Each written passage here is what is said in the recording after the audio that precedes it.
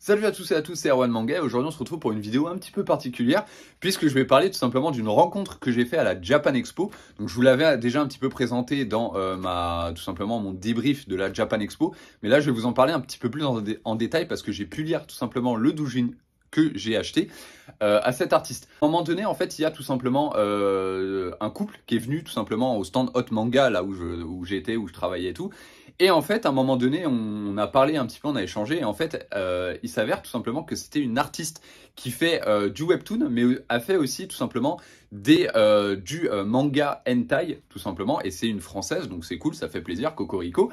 Et de là, tout simplement, on a échangé tout ça. Et puis, il y avait aussi son compagnon qui était là. C'est cool parce que lui aussi s'y connaissait très bien en hentai et tout. Donc, on a pu parler et tout. Donc, c'est plutôt cool de rencontrer des gens et surtout aussi un couple qui aime aussi cet univers. Donc, ça fait plaisir parce que moi et ma femme aussi, on adore l'univers du hentai, du coup ça fait plaisir aussi de rencontrer d'autres couples qui aiment ça.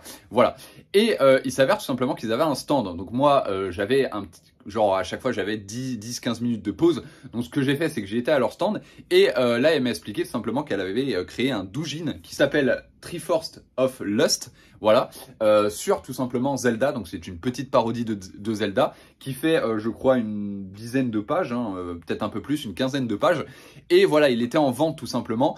Là-bas, et en plus de ça j'ai pu avoir une petite dédicace, je la remercie encore pour ça, ça fait super plaisir. Et j'ai pu voir aussi son travail. Donc elle sait dessiner tout simplement de la parodie comme le doujin où je vais en parler juste après. Elle sait aussi dessiner, alors j'ai pu voir des tableaux de l'ère d'Edo et c'est plutôt excellent. Alors malheureusement je l'ai pas pris en photo, j'ai été con parce que je vous les aurais montré ici, mais je mettrai son Instagram dans la description, donc n'hésitez pas à aller voir son taf. Mais j'ai pu voir qu'elle dessinait aussi du hentai à l'ère d'Edo et c'est plutôt cool. Et à dessiner aussi du Fury qui est plutôt cool aussi. Donc franchement, elle a différents styles qui sont plutôt cool. Donc elle est vraiment polyvalente. Voilà, c'est ça le mot que je cherchais. Et j'ai pu tout simplement acheter son doujin et j'ai pu le lire. Et j'ai vraiment kiffé. Donc s'il te plaît, si tu écoutes cette vidéo, je veux lire la suite. Je sais pas comment on fait, mais je veux lire la suite. Et je dois dire que c'est incroyable. Alors je pourrais pas vous le montrer ici vraiment... Voilà, parce que sinon je vais me faire censure.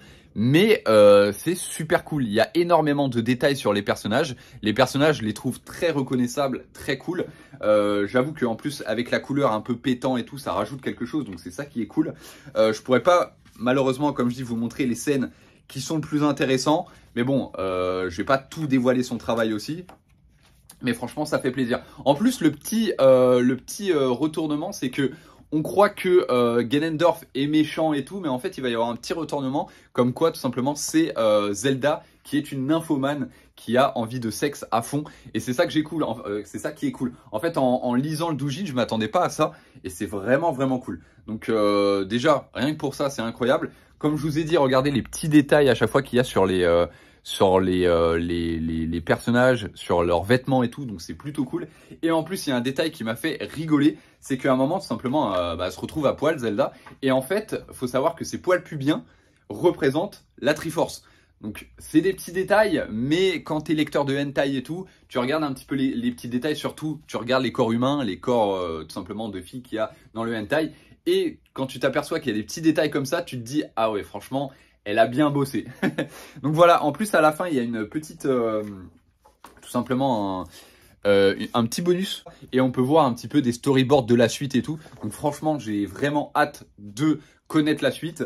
Je les remercie en tout cas parce qu'ils étaient super cool, super chill et ça fait plaisir de rencontrer des gens comme ça. La prochaine fois, je sais pas quelle convention ils vont faire. D'ailleurs, n'hésitez pas à aller voir sur son Instagram. Je pense qu'elle le dira, les conventions qu'elle va faire. N'hésitez pas à vous procurer son doujin et surtout, n'hésitez pas aussi à parler un petit peu avec eux, échanger parce qu'ils sont vraiment super cool. Voilà, donc n'hésitez pas, je mettrai son Insta, tout sera dans la barre de description. Il y aura aussi mes réseaux sociaux, du coup, n'hésitez pas à vous abonner aussi.